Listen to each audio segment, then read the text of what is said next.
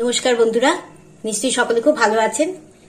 আজকে আমি আমার মায়ের একটা রান্না আপনাদের সঙ্গে শেয়ার করব। ইলিশ মাছের মাথা দিয়ে এই চাল কুমড়ো আর কুমড়ো, মিষ্টি কুমড়ো একসঙ্গে। এইটা কারা কারা খেয়েছেন অবশ্যই কমেন্ট করে বলবেন। আমার মা এটা খুব ভালো রান্না করতেন।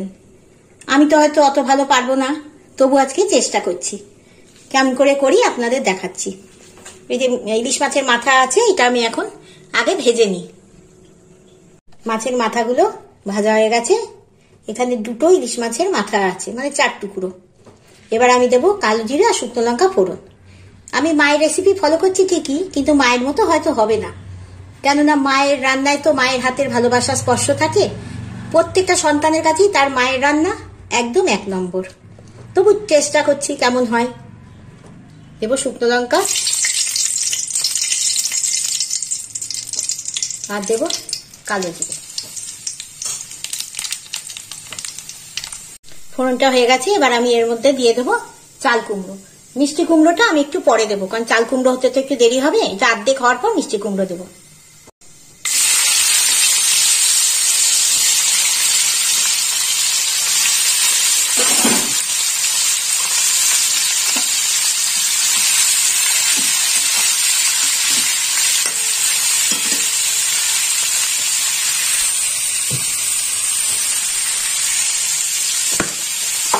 এর মধ্যে এবার আমি দেবো স্বাদ মতো নুন।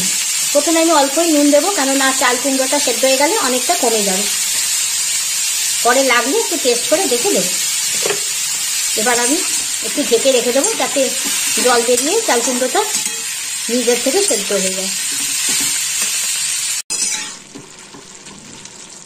চাল কুমড়োটা প্রায় সেদ্ধ হয়ে এসছে। এবার আমি এর মধ্যে দিয়ে দেবো কুমড়োটা।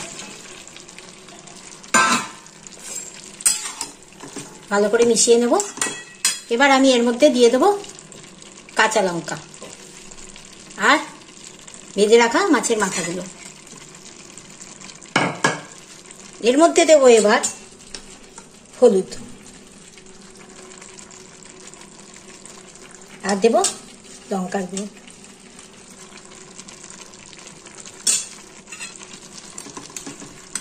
বেশ ভালো করে মিশিয়ে নেব। মাথাগুলো আমি একটু পরে ভেঙে দেব। এবার আবার একটু ঢেকে রাখবো, যাতে কুমড়োটাও সেদ্ধ হয়ে যায়। কুমড়োটা সেদ্ধ হয়ে গেলে তাহলেই রান্না শেষ। আমি কিন্তু একদমই জল দিইনি, কিন্তু দেখুন কেমন জল বেরিয়েছে। চাল কুমড়োটার থেকেই জল বেরিয়েছে। আর প্রতিটা সবজি তো রান্না করতে গেলে একটু তো জল বেরোয়। এবার আমি আবার ঢেকে দেব, যাতে কুমড়োটা আর একটু সেদ্ধ হয়। তারপর নামিয়ে দেখাচ্ছি।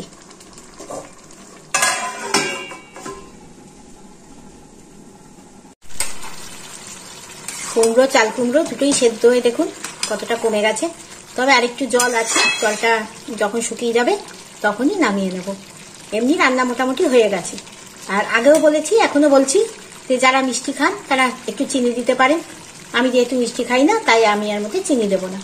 আর তাছাড়া মিষ্টি কুমড়ো এমনিতেই একটু মিষ্টি মতোই, মানে মিষ্টি স্বাদেরই হয়, তাই জন্য চিনি না দিলেও চলে। তাহলে নামিয়ে দেখাচ্ছি। ইলিশ মাছের মাথা দিয়ে চাল কুমড়ো আর মিষ্টি কুমড়োর রেসিপি একদম রেডি। কেমন হয়েছে অবশ্যই জানাবেন।